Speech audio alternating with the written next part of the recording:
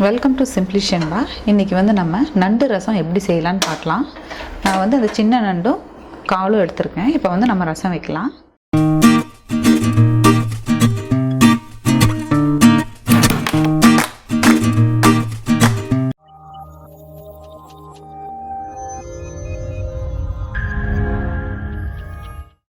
அடுப்பில் ஒரு கடாயை வச்சு கொஞ்சம் எண்ணெய் ஊற்றிக்கலாம். எண்ணெய் சூடாகட்டும். இப்போ கொஞ்சம் கடுகு போட்டுக்கலாம்.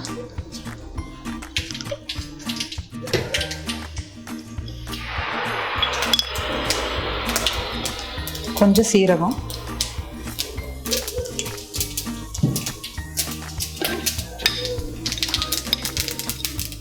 கொஞ்சம் சோம்பு,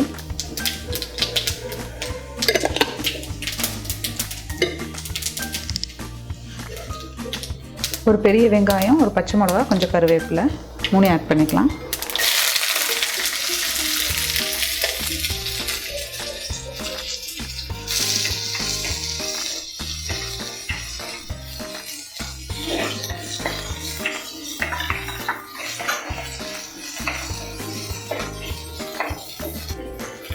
இப்போ கொஞ்சம் இஞ்சி பூண்டு ஆட் பண்ணிக்கலாம்.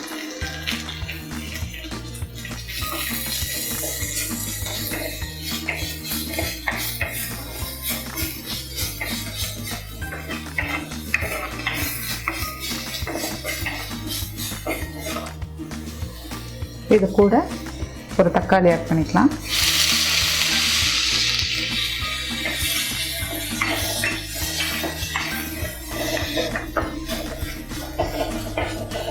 தக்காளி வெங்காயம்லாம் நல்லா வணங்கிடுச்சு. இப்போ வந்து நம்ம இந்த நண்டை வந்து அது கூட ஆட் பண்ணிக்கலாம்.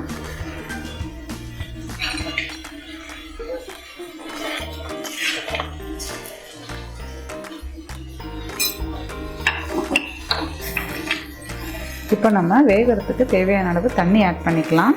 ரசம் தானே, கொஞ்சம் அதிகமாகவே ஊற்றிக்கலாம். நண்டு கொஞ்சம் வேகட்டும். இப்போ நம்ம ரசத்துக்கு கொஞ்சம் அரைச்சி எடுத்துக்கலாம். அதுக்கு தேவையான பொருள் பார்த்திங்கன்னா, கொஞ்சம் சீரகம் எடுத்துருக்கேன், மல்லி, குருமிளகு, ஒரு வரமிளகா, பூண்டு 2. இப்போ இது எல்லாத்தையும் நம்ம அரைச்சி எடுத்துக்கலாம்.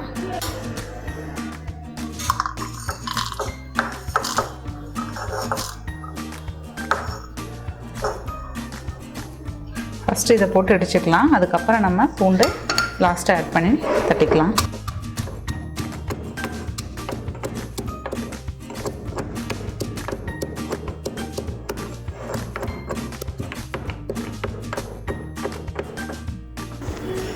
இப்போ பூண்டையும் போட்டு நல்லா அடிச்சுக்கலாம்.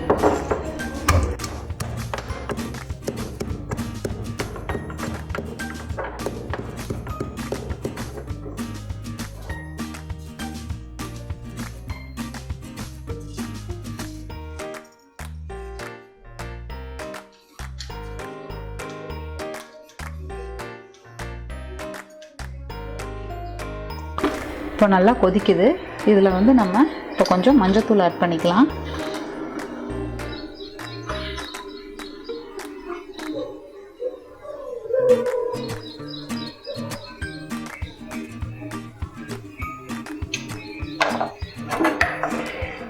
மஞ்சத்தூள் ஆட் பண்ணி நல்லா மிக்ஸ் பண்ணி விட்டுட்டு இப்போ நம்ம அரைச்சி வச்சுருந்தோம் இல்லையா, அதையும் இது கூடவே ஆட் பண்ணிக்கலாம்.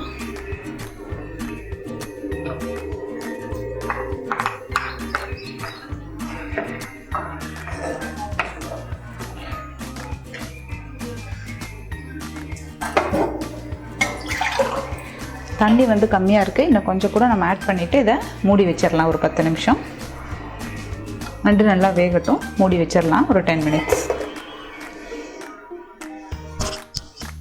10 to 15 மினிட்ஸ் ஆயிடுச்சு. நண்டு நல்லா வெந்திருக்கும். பாருங்க, அதோட ஜூஸ் எல்லாம் நல்லா இறங்கிச்சு, நல்லா மணமாக இருக்குது. அவ்வளோதான். இனி வந்து நம்ம மல்லித்தலை தூவி இறக்கிக்கலாம்.